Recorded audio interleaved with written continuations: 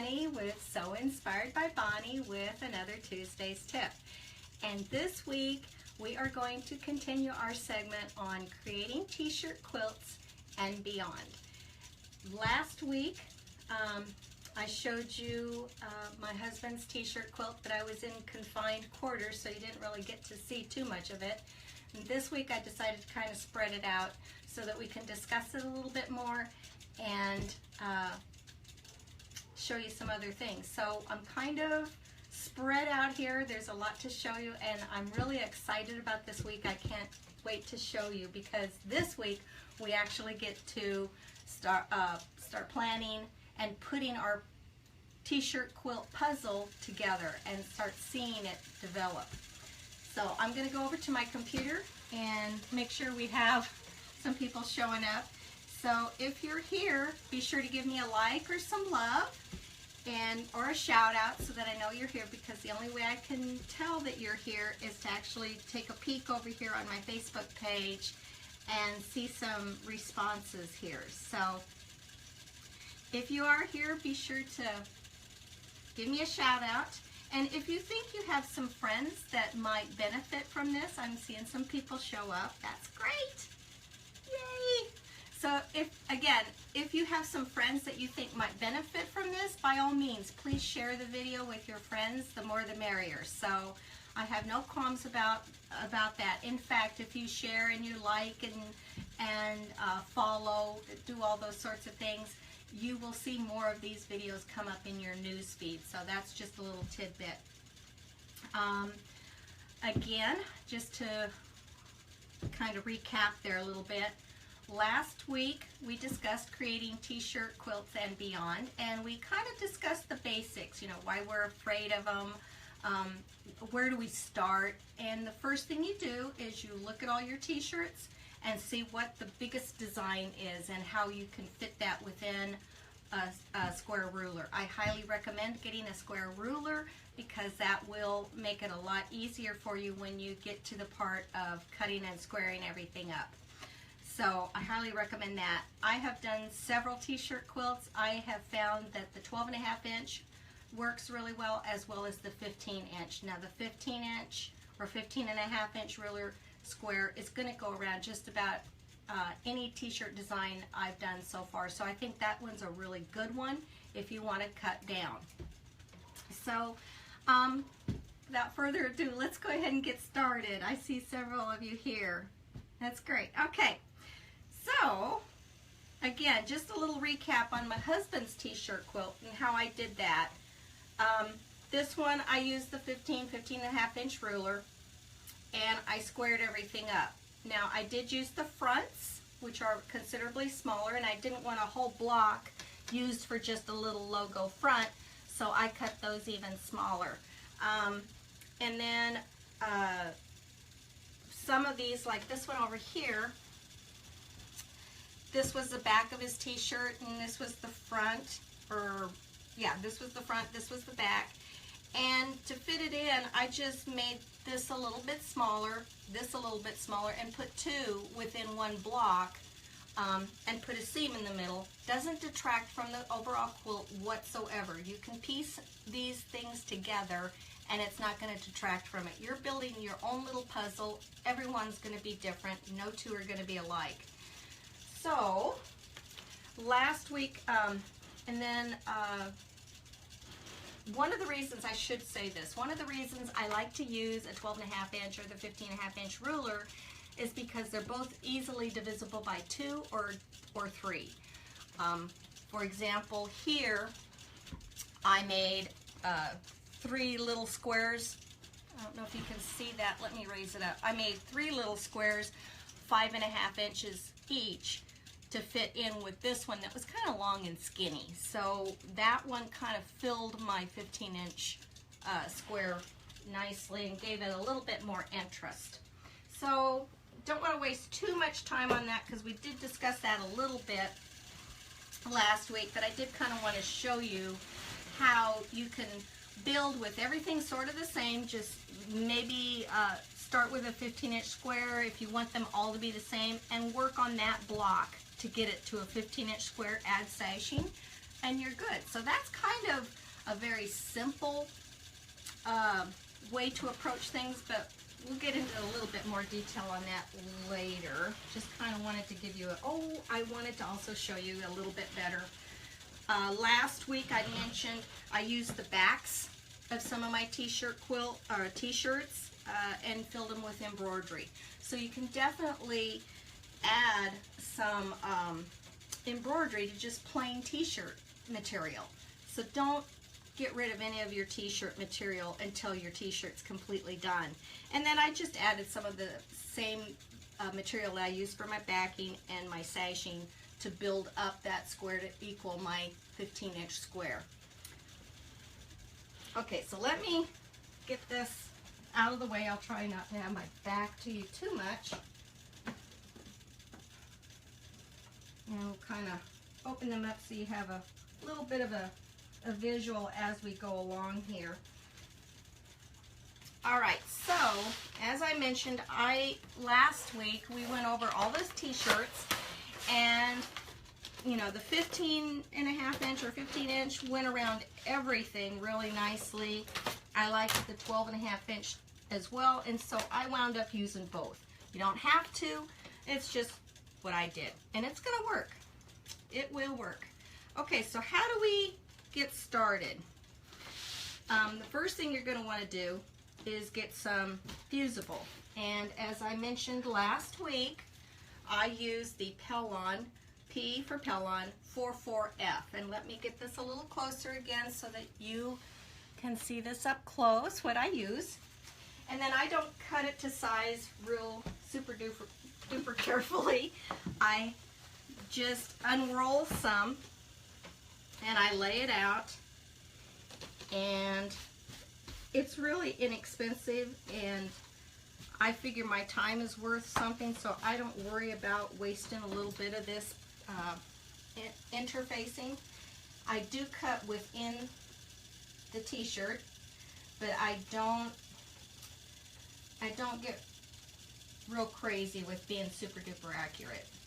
So I just cut off a piece that's going to fit inside, but definitely cover up my design. There's two sides to this. There's going to be a bumpy side and a smooth side, and I'm going to turn it over. And on this one, I'm going to cut off the neck. Some people like to use the neckline in their t-shirts, but I'm going to cut off the neckline, and then I smooth it out. And if you have a steam press, I highly recommend using your steam press. Now I see I have a little bit sticking out over here, so I'm going to cut a little bit off where my armhole is. Like to have a trash can pretty close by because there's going to be little snippets of scrap. But I will get up as close to that neckline as I can. Get over here, and I use lots of steam. Be careful that you don't burn yourself. I've done that before. Lay this out nice and smooth, and then use plenty of steam. It's going to beep at me when it's done. I put it at the cotton setting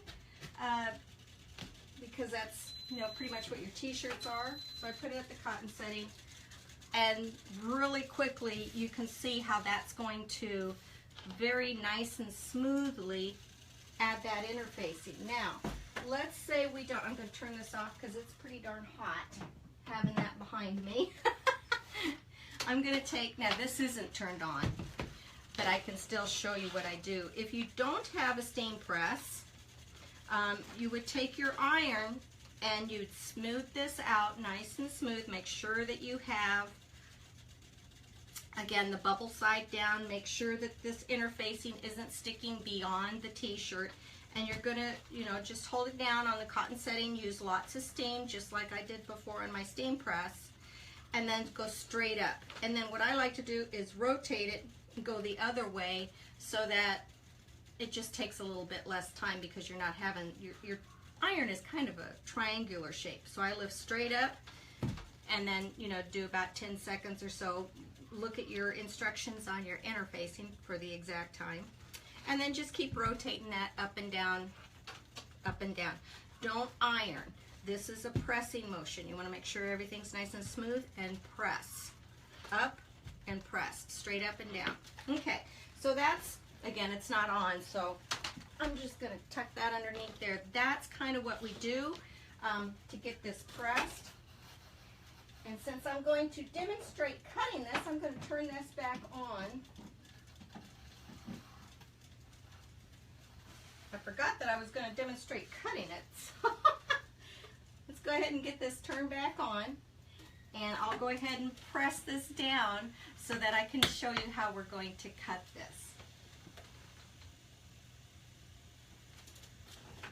And it really takes pretty much no time at all when you're using a steam press. So if you have one that's in the closet that you haven't used, and there's probably one or two of you that have, this is a perfect project for it. So bring it out of the closet and use it for this t-shirt quilt, because you will love it. You will get hooked on your steam press. Okay, so we've got that all done, and I'm going to unplug this again so it's not super duper hot behind me. So now we have the t-shirt ironed. Now, I will remind you, do not iron the front. Make sure that you're ironing from the back. If you touch a hot iron onto the silk screening on your t-shirts, it's going to ruin your t-shirt, and you don't want to have that happen. So make sure, if you need to iron the front, say you get a really wrinkled up t-shirt, and I happen to, and I needed to do a little bit of pressing before I actually steamed the interfacing to the back. If you need to kind of get some of those wrinkles out that have maybe sat there for a few years, get yourself a press cloth. And I gotta tell you, I like to use a back of one of the t-shirts as my press cloth. Put it on top and then press it down. That way, if you're using one of the t-shirts, the steam can actually get through, but it's not gonna harm the front of your t-shirt. If you were to use a Teflon sheet, that would work as well, but you're not going to get any steam to go through. So my personal preference is to just grab one of the backs of the t-shirts that you cut up, use that as a pressing cloth. If you need that fabric for your quilt later, you can still use it. It's not ruined. So it's just a pressing cloth. Okay, so again, I keep all my little pieces together until I know what I'm going to do, which often changes as I'm creating, and it will with you too probably, so don't fret about it, just roll with it. Okay, so now we have this t-shirt that's ready to go, and we've used our interfacing, got that on there, so we're going to cut it. Just lay it on your cutting board, and this one I'm going to go ahead and I'm going to use the 15-inch. I might cut it down later, which is fine. There's no problem doing that. And something I wanted to express, when you cut out your t-shirt designs, make sure that you can get this as centered and as straight as you can. Now this one I can't get centered on here, so I will probably later on cut off the bottom and you know, add some more at the top, or maybe I'll add a different t-shirt entirely, you know, maybe another t-shirt design to make up my 15-inch square. But right now I'm going to start with this 15-inch, and I can see right off the bat, if I kind of lay this on here, this design is not straight on the t-shirt. You're going to run into that as well. The silk screeners, it looks pretty darn straight when you get to going, but you know, when you're wearing it. But a lot of times when you're trying to make it for a quilt, it's going to be cattywampus, it might be a little crooked, it might be a little stretched. Just get it as straight as you can. Don't fret about it, because once it's on a moving target on a quilt 3 feet away, you won't notice it. My mom used to always say that about skating outfits. If it's not perfect 3 feet away, if you can't see it 3 feet away on a moving target, then you're good. Okay, so what I like to do is find something to line up on my ruler, and here I like the top. Okay, So I'm lining up the top with one of the lines that I have found on my ruler, keeping it as close to the neckline as I can. If this was the back of your t-shirt, I like to get the tag out of the way and cut that off. I, you know, don't want the tag in the quilt. Okay, so I've got it nice and straight here, but now I want to make sure I'm, you know, equal distance. So I'm going to count over and get as close as I can. This particular design is a little stretched out. Again, no biggie. I've got it pretty nice and straight. I'm going to take my rotary cutter, and then I'm just going to cut my t-shirt. I have to tell you, when I get these things pressed and, you know, the little interfacing on the back, and I get them nice and pressed, I'm always surprised, and I kind of like to turn my little cutting mat around.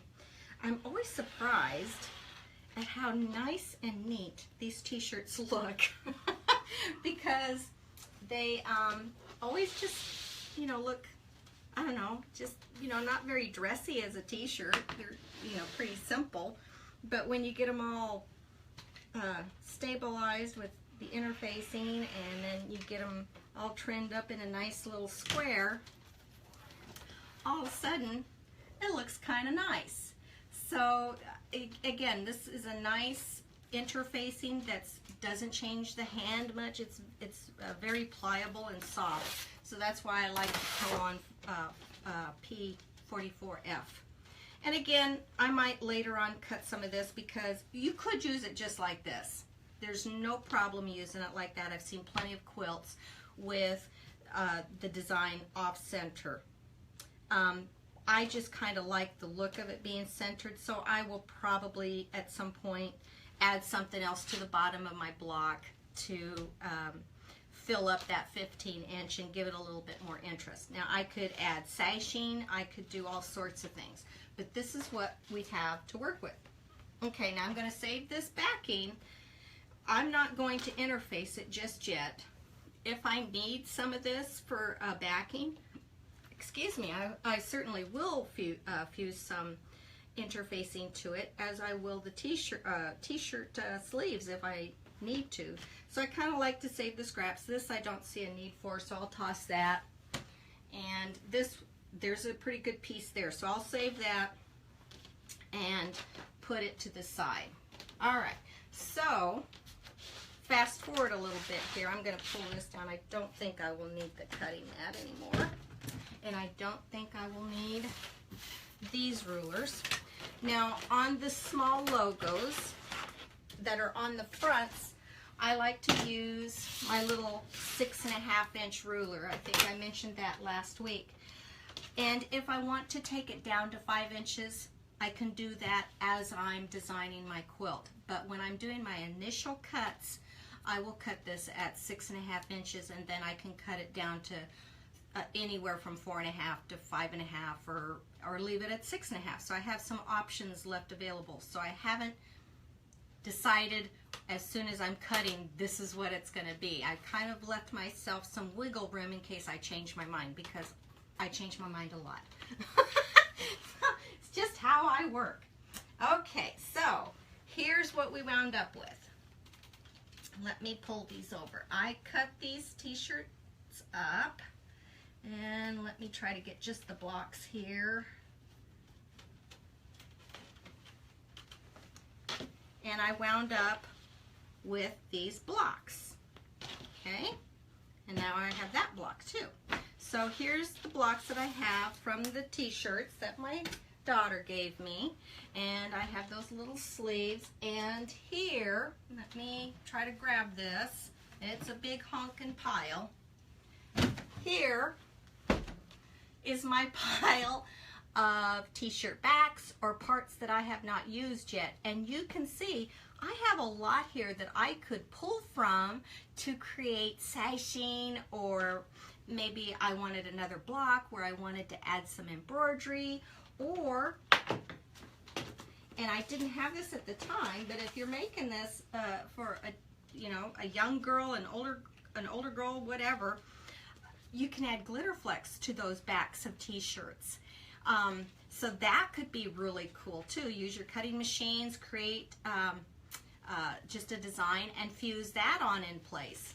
That would be really cool on just a blank back of a t-shirt. Or you could use some applique design and embroider something with the glitter flecks for a little extra pop. So I thought that was kind of a cool idea. But I do, just as I mentioned last week, I kind of keep the t-shirts still in a pile kind of together so that if I'm trying to match a navy blue, I can find the right navy blue to match with my block if I'm trying to match it up. If I want a contrast, like for example, I've only got this one green, so what do I do with one green? If I want to add a little bit more green to other areas of my quilt, I have some green to work with. I could add some sashings, I could add a little block or whatever. So save those scraps until you have an idea where you might need them. You might not need them at all, but you have them just in case you do. So I'm going to put these aside. Well, not totally, because when we start building, I might start pulling from that pile. So I don't want to take that away completely just yet. Okay, so we've already cut. I can put those aside. And now we have some blocks to work with. We have some front logo blocks that I cut at 6.5 inches. And I have some 12.5 and some 15-inch here. And what I like to do is start spreading it all out when I plan. So I'll just start, and you can work in rows. You could work, I might need to show you on that one here in a second. You can work in rows, you could work in columns, if that makes it easier. A lot of times it does, because if you have two different sizes, for example, let me pull this little guy out. For example, he's much bigger than this. So I might want to put him, if I put him in this row, then I need to build up all these others to be the same size, you know, or I would want to if I'm doing this in rows. But if I'm doing just rows side by side, I could have different sized rows. Maybe this row's all the 15-inch width, maybe this row's all the 12-inch width. You can mix and match. And the same with, I'm saying rows, but this would be columns, this would be rows. So you could work in rows across, or you could work columns up and down, or you could make everything the same. And you can do a little bit of mixing everything up as well. So it kind of can get a little crazy when you're thinking about it. And I'm going to do this in rows. So I'm going to pull this one up here. I'm going to put this little guy down here. And pull this one over here. And I'll put this one there, just so you can kind of see. I'm just laying these out, and that's what you're going to do, is you're going to start laying these out, just seeing what you have. Now if you get two of the same color together, for example, say I got two navy blues side by side, I'd probably move them to add a little bit more interest, or maybe that's just, I think that's a little bit too dark. I might want to add a little lighter one in the middle. So you have, I would lay these out, like I said, I often do it on my spare bedroom, on the bed in there, so because nobody disturbs that for weeks on end. So I have a bed that I can lay these out on. If you don't, maybe a dining room table or a floor somewhere in a room that you might not use.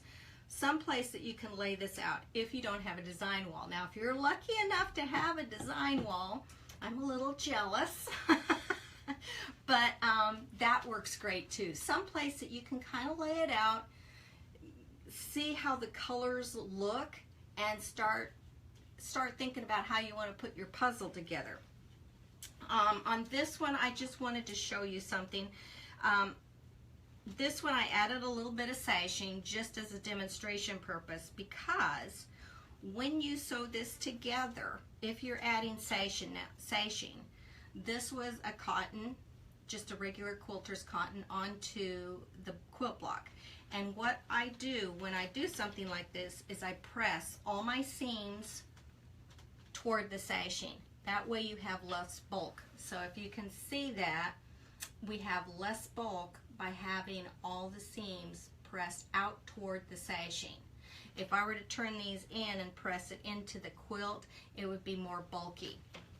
So that's just kind of a little side note. On this little guy, I would, if I needed to use the neckline, and I'll probably cut that off just because I'm not one that uses the neckline too often, although I have. But what you would do is, if you want it to match, you would come in here and get a scrap from your leftover t-shirts. Let me get these out of the way here. So you'd get a scrap from your leftover t-shirts, and then you would just stitch in the ditch, or you could zigzag along the top edge so you didn't have this kind of loose where it could get dirt stuck in there. But you would just stitch along there, and then you could trim close to that neck edge and use that as your block. You could also put an accent color under there. There's no rule that says you have to put the same color under the neck edge as what is on top. So I could come in here, and if that's the color I had, you could use that as well. Again, you would just zigzag in here, trim kind of close to the edge, and that would be your block. So that's one way that people use neck edges. Kind of showed you how we can do sashing. All right, so we're kind of laying out our quilt. Okay, and let me see if I have another small guy. I have another small guy right here. So I'm doing these in rows. And I will put these aside just so we have something to look at.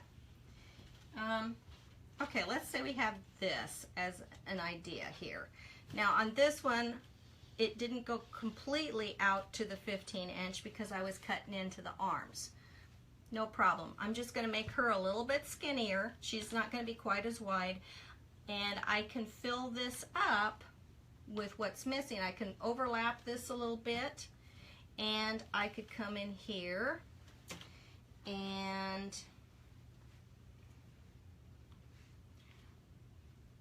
maybe cut these down to, 5-inch, because this is my 15-inch row and these are 6-inch blocks.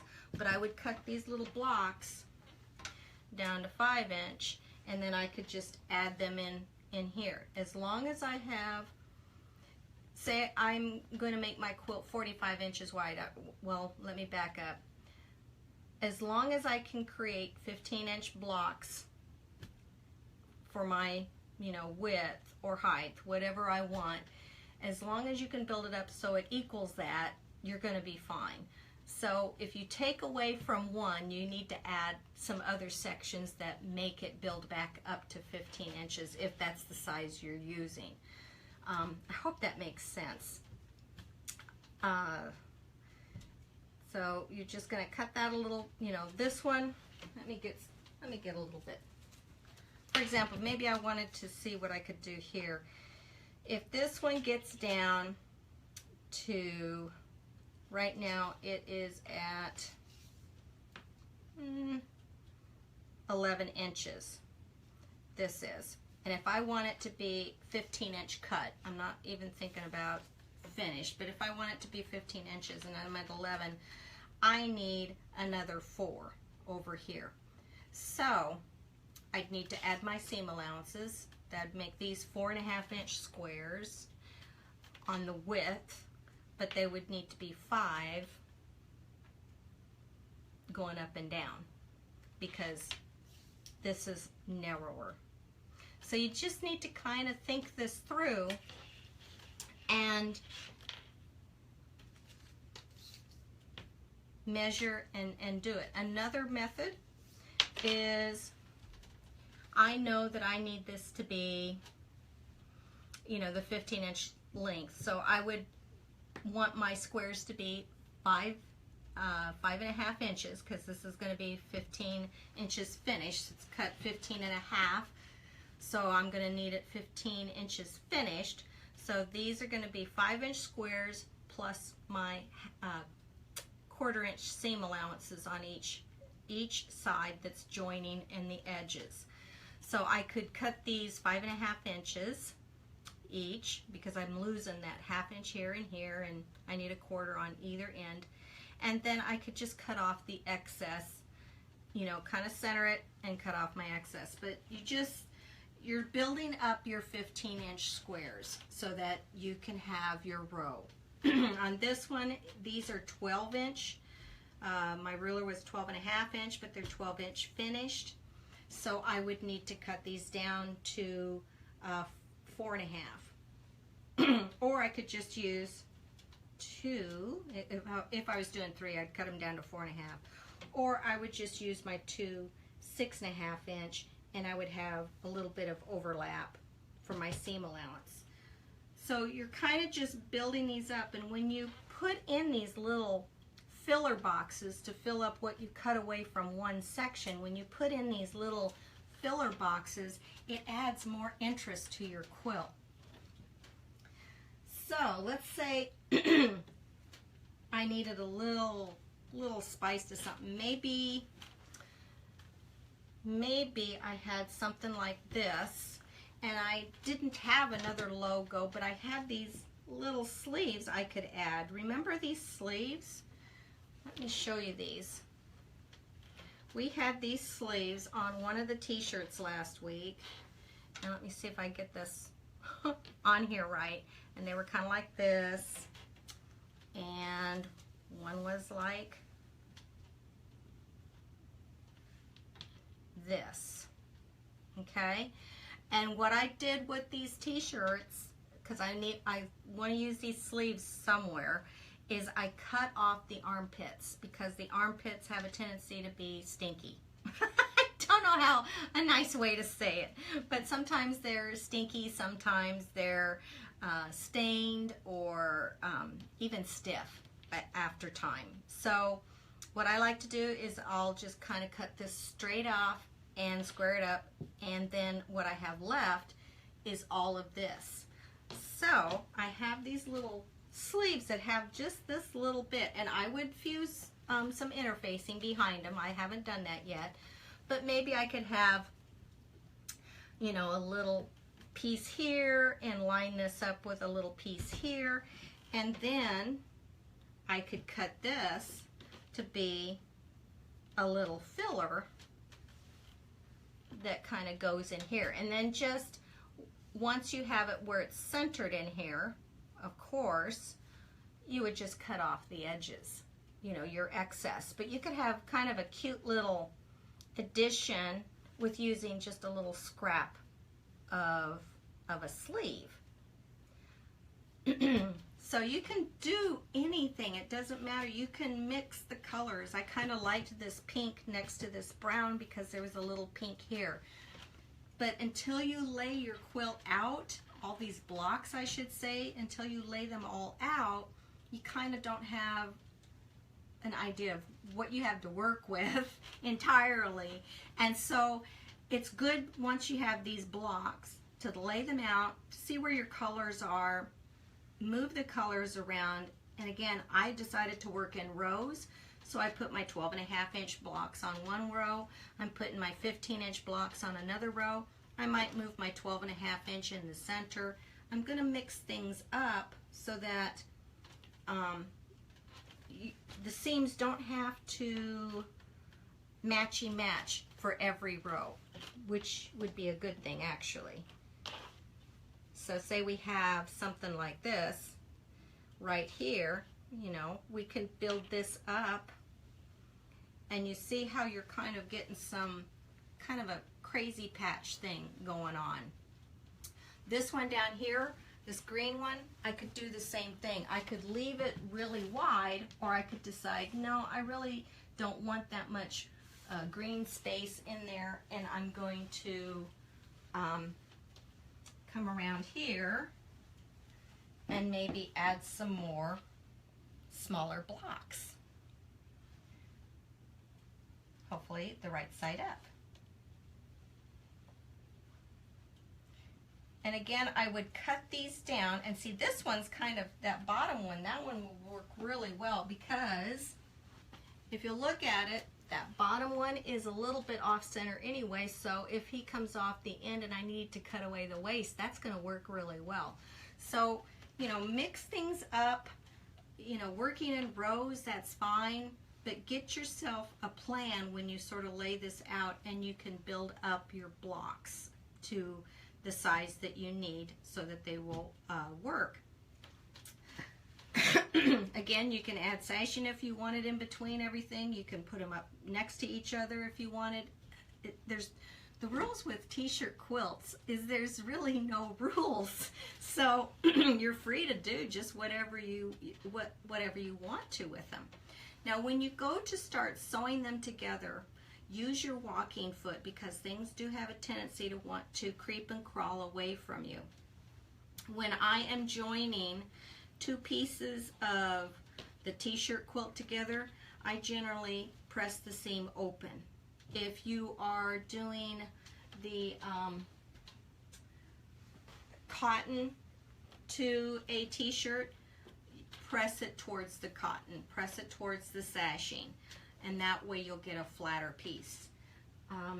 But you can definitely take, like say this one, this would be fun too. This one is a little bit, well, it's quite a bit off center. If you see it, it's way off center. So what I could do on this one is I could cut off quite a bit of it, and then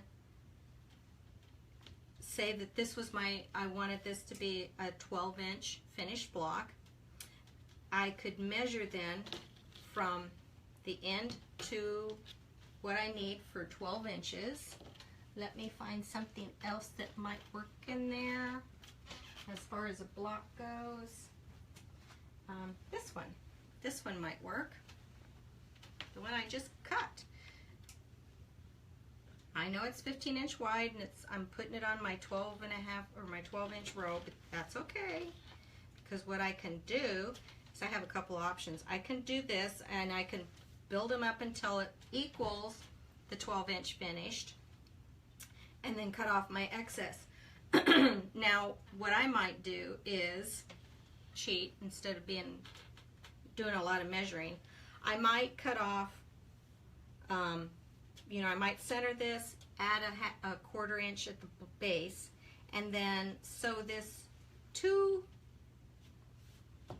my 15-inch block, and then take my 12.5-inch ruler and just re-square up on top of everybody and cut that off. So you can kind of measure, you can use your blocks to help you measure. So as long as you get it, but that would add, I think, a little more interest having two here on this row. It kind of divides it up, and it fools the eye into thinking you did some pretty difficult piecework when you really didn't, because you're still just working one block at a time to get over. And as you're building the one block at a time, you can mix and match so that they're different sizes within that one block, if that makes sense, and then work your row across. But then you start building and it starts looking kind of more like a crazy patch. But again, you're just kind of working one little block at a time until you get that block the right size that you need to fit into your row.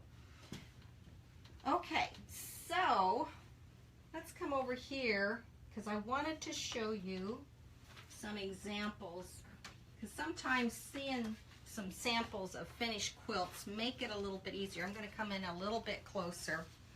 Now you saw what I did with my husband's. That was just 15-inch squares, and I built each square to equal the 15-inch. So I combined smaller squares to make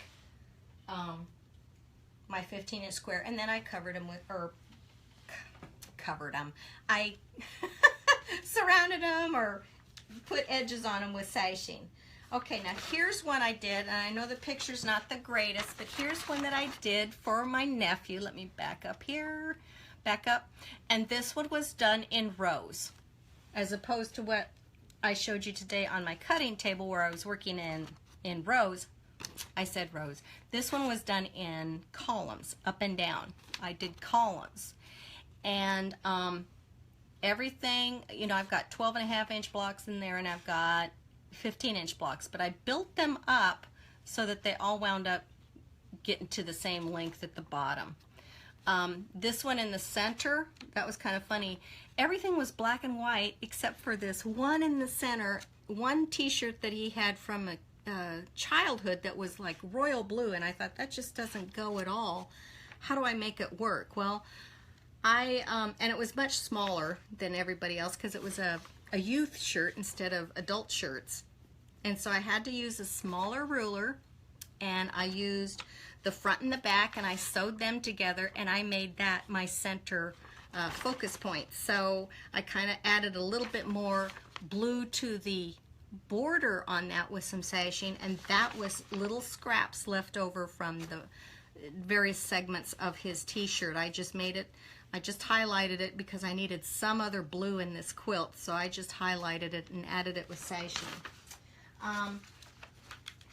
This was a t-shirt quilt that was made out of cheerleading uniforms. Now this, I said I normally do not use the neck edges on the t-shirt quilts, but I had no choice with her cheerleading uniforms because if I had cut off, for example, the neck edge on this little guy, it would have cut right through some of that beautiful logo. So I didn't want to do that, and I wanted to keep some of these ribbons in. So you can use the neck edges. I used matching fabrics from either the front or the back for behind the little neck edges, and again, you could use a contrast color. So I did use some sashing, and I used some borders around these columns, but I was building one block at a time, but they kind of come out different in length because of my t-shirts came out a little bit different in length. But you can make up the difference either with more fabric on the bottom, or just make your t-shirt, that particular block, a little bit longer. But if you cut it too short, just add more t-shirt fabric from one of the backs. There's always a way to fix it. If you have a block that's too small, you can always add more fabric to it. That cheer, that was funny. This cheer was actually down a sleeve, and I thought that was too cute to just not use somehow. It was going to be sideways. Originally in my head I wanted it sideways, but I couldn't figure out a way to make it work, so I just made it part of the center focus and put it there. Now here's a really neat, simple idea. This is a shadow block quilt, and what they did was they made all their blocks the same size. She made them the 15-inch, and then you'll notice some of the blocks she had to build up with a couple of t-shirts to make them big enough to fit in the 15-inch square. So she added 2 squares here, and this one there were 4 little front logos that she put together, and added sashing, and then added a little border around that. And then added the shadow box. Now this came from Jeanne Harrison, and she is an administrator, or an admin I should say, for a Facebook, I'm reading this because I couldn't remember it all. She has a Facebook group excuse me, called Down Free Motion Quilters. So you might check her out. Teresa Wertz gave me this, shared her I'm gonna have to get a drink of water. Teresa Wertz shared this idea.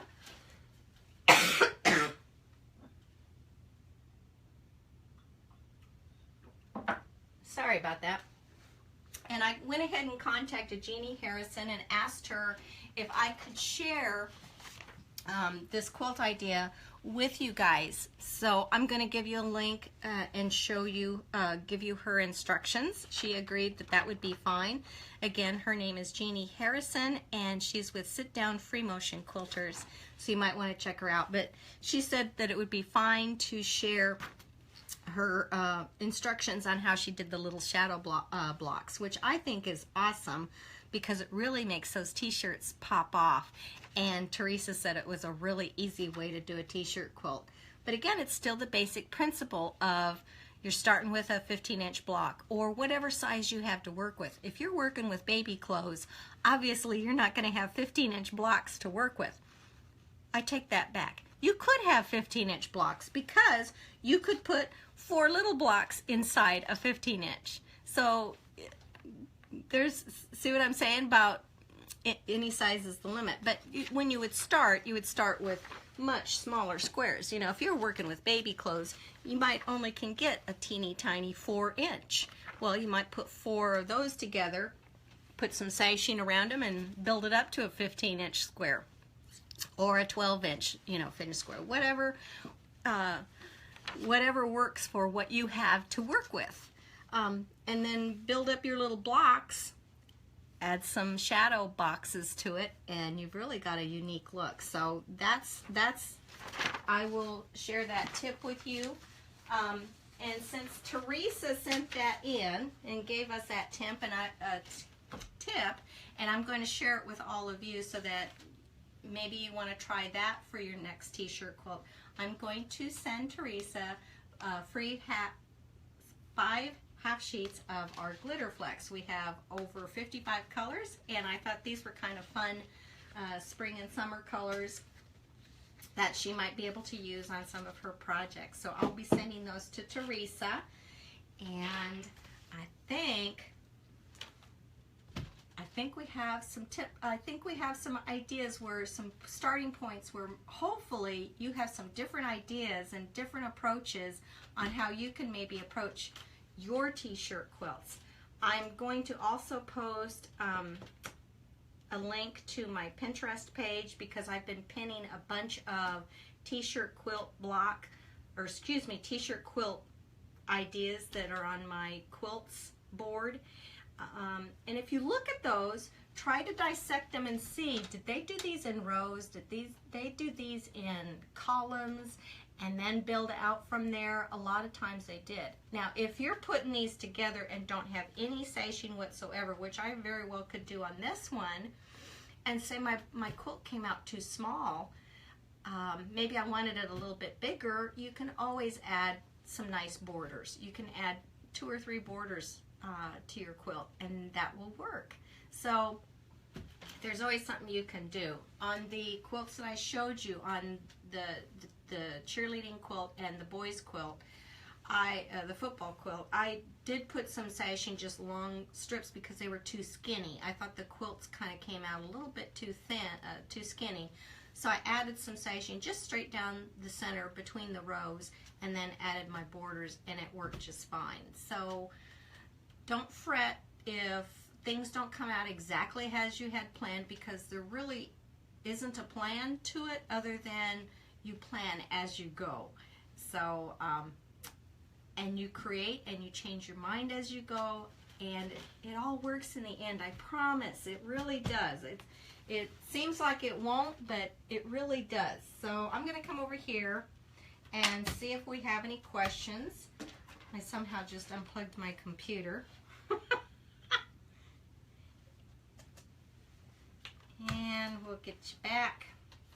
And let's see if we have some questions that I can help address. I know, you know, this isn't just cut and dry. This isn't your typical, you cut 2.5-inch strips and you cut, you know, so many half square triangles and all that. That's kind of what we're used to, I think.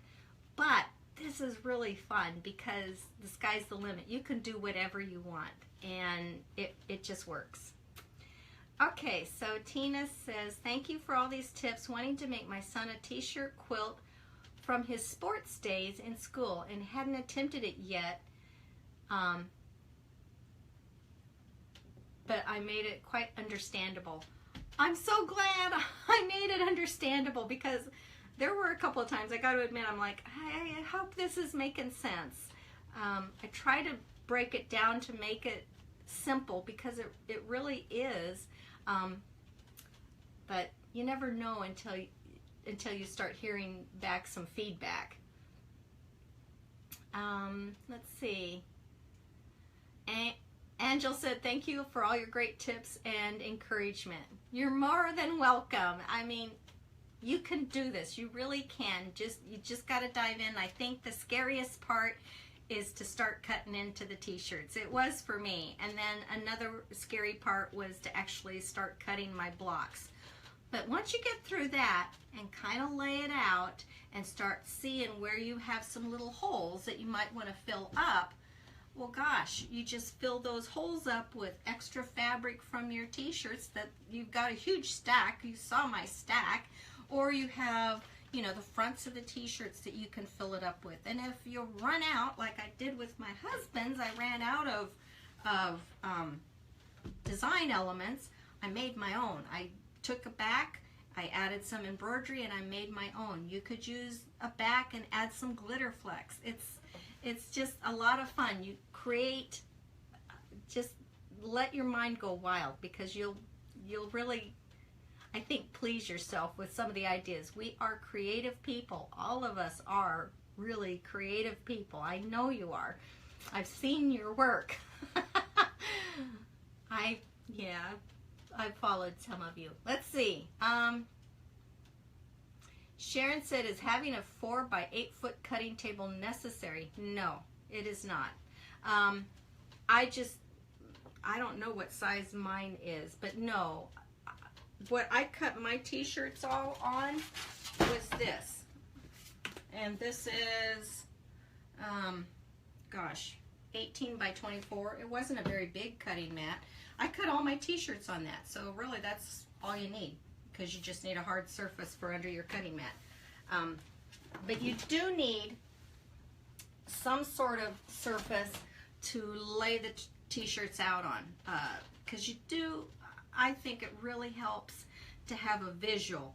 If I have 2 navy blue blocks together, or if I get too many dark blocks together, I want to be able to see that, and you really can't see the overall effect unless you lay all the blocks out and then start moving them around. And then you'll see where your gaps are. You'll see where you have 2 navy blues together, or 2 browns, or maybe, you know, I probably wouldn't be real crazy about having this navy blue next to the brown. So you want to have some nice high contrasts of colors of your t-shirts when you go around with them. But no, you don't need a 4 by 8 foot cutting table at all. Is there something else we could use if you don't have that much space to leave it up? I assume what you're saying is to leave the blocks out. I've seen people lay them out on a floor. I've seen them, as I said, I lay mine out on my bed. If you don't have a design board, which is really cool, you could put it on that vertically.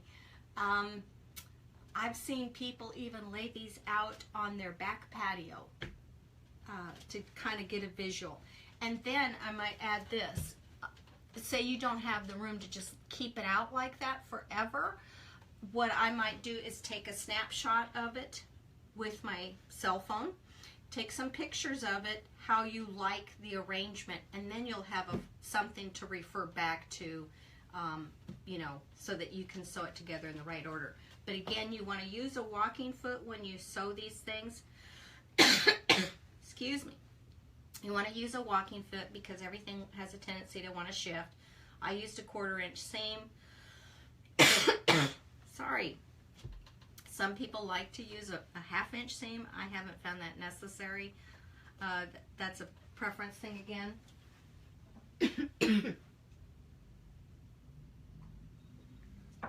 And I use either my 7511 needle or an 8012 needle.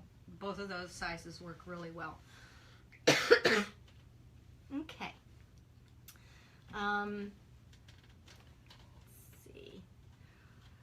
Luann said, what type of steam press do I have? Let's see. I have this one is a Digital Simplicity Quick Press. I got this several years ago and it has served me very well. Can't remember what I paid for it. I'm really not sure, but they are really nice for this kind of work. You can see how it went a lot faster. I probably 2 or 3 sections and I had that whole big piece of interfacing done. But it's really nice to use when you have interfacing that you want to press on anything. My husband used to iron all his shirts on it, so they're pretty handy. And I had mine in my closet for a while and didn't use it until I did my t-shirt quilts. So I know there's probably more more of us out there that have closet steam presses that we haven't used. And this is the perfect project for it. A couple of weeks ago, I just thought of this. A couple of weeks ago, we did that planning for Christmas, you know, start doing the planner for Christmas presents. These t-shirt quilts make awesome Christmas presents, and we still have some time to get some of those done. So just a little nudge there to think about. Sandy asked, do I use a knit or ballpoint needle? Sandy, no, I don't. Because a lot of times I'm using cottons with this t-shirt material, and I have not had any issues whatsoever. But I just use my standard 7511 or my 8012 sharp needle. I don't go to the ballpoint. Let's see. Patty said, I wish I had one in the closet. They're so neat. And she's talking about the steam presses. Yeah, well, I hate to admit it, but I had one in the closet for a few months before I ever used it. So I'm hoping I'm not the only one that does such things, and I don't think I am. So bring it out if you have it in the closet. Or it might be a great gift to ask Santa Claus for Christmas too. Carol said, I love my Singer steam press. I also use it without steam for HTV vinyl t-shirt projects. That's a great idea. I have not used it. I've been meaning to test it on the HTV. So now you've inspired me to go ahead and do some testing with that, because I don't have a heat press. I just use my iron, but that could be fun to use this without the steam. Obviously, you don't want to use, just as a reminder, do not use steam with your heat transfer type vinyl or your glitter flex, because the steam can interfere, moisture that is, can interfere with the fusing process. So that's a really good tip there, Carol. Let's see, I think Patty said, yay, Santa. She's still hoping for that steam press. That, you never know, it could happen. Let's see, I'm going to refresh my page just to make sure. If I have missed anyone's questions, I do go back and reread everything, because sometimes it doesn't show up on the live feed. All the real-time posts, they sometimes get hidden from me. So if I'm missing any, I will definitely see them when I go back and review and answer your questions then. And I think I have covered everything as far as the questions I can see right now. But again, I will go back. Please, if you haven't done so already, please sign up for our newsletter. We'll let you know about sales and new releases and any new colors of glitter flex we have coming in. And we also send you reminder notices of when we have our Tuesdays tips. So you'll want to do that at www.sewinspiredbybonnie.com, and that's S-E-W, not S-O for the sew part. And I hope to see some t-shirt quilts. I will repost this video on the Facebook page, of course, and it'll be under the videos tab. It'll be posted on my YouTube channel later on after we get the captions and such, and it'll be posted on my Pinterest page. I will put links at the, I guess it will be up above. you know, in the original post, I'll edit that, and we'll put in links for my board for the quilts, so you can get some inspirational ideas on how different people have laid out their quilts. Again, look at them and see if you can find rows, see if you can find columns, and how they kind of built it. It's really inspiring. I even saw one that I might even turn this into, where they did like a movie strip. It looks like a movie strip on it, and I thought that was really cool, and I might tackle that and kind of see what I can come up with to copy that. But there's a lot of really great ideas out there. I even saw one, I didn't pin it, but I even saw one, and it was really cool, where they actually did. Remember I said don't cut into your pictures? Well, this lady did. She cut right through the pictures and made kind of this spiral graph of little slivers of the t-shirt quilts. So again, the sky's the limit. It was pretty cool, and I probably should go back and try to find that and pin that too, just so you can see anything is possible with the t-shirt quilts. So I will get those links posted above and get this edited so that you can go back and refer to those and get some ideas. I will get Jeannie's instructions, the link for that, posted up there. Jeanne Harrison, I will get her shadow box quilt instruction link up there posted, and it'll be edited and put up above probably later on today. So I think that pretty much covers it. Oh, Carol said something here I'm seeing. She said, great tutorial, thank you. Thank you for coming. I appreciate you guys coming, because it's a two-way street here. And then Carol, another Carol said, oh, I lost it. She said something about check out a different type of press, and it disappeared on me right between my blabbing. Let me see if I can pull it back. No, it's not coming back. But she was recommending to check out another press too that she really likes, so we'll see that in the comments. Here's another one. Yay for YouTube. We appreciate all your work and sharing. Well, thanks. I appreciate you guys showing up. It's a lot of fun when I see you guys here and we can chit chat back and forth. Teresa said, she said to check Goodwill for steam presses. Oh, thanks, Teresa. Carol said to check Goodwill for steam presses. Sometimes people, I guess, have them in their closet too long and they decide not to. But I'd want to make sure that they're working. You know, but if they're working, yeah, check Goodwill for presses. They might have them there very reasonably. Thanks, Donna. She said the same thing. They're telling me what she had said. Well, great. Okay. I think that kind of covers it. Again, I will check back later and make sure that I haven't missed any questions, because I'm sure I have. But again, feel free to share these tutorials with your friends. Let them know if you think there's somebody that might be interested. And I really do appreciate you guys showing up and spending some of your busy day with me as I kind of try to show you a couple of tips and things that I have learned along the way in creating the quilts. Again, no two are going to be the same. You're going to run into different challenges. No matter how many t-shirt quilts you do, there's going to be something that's a little bit different, and you'll have to kind of think through how you're going to plan it. But they really are a lot of fun. They're a lot of fun putting the little puzzles together and creating something that you know the recipient is just going to love. So I really can't wait to see some of your t-shirt quilts. And until next Tuesday, bye-bye for now.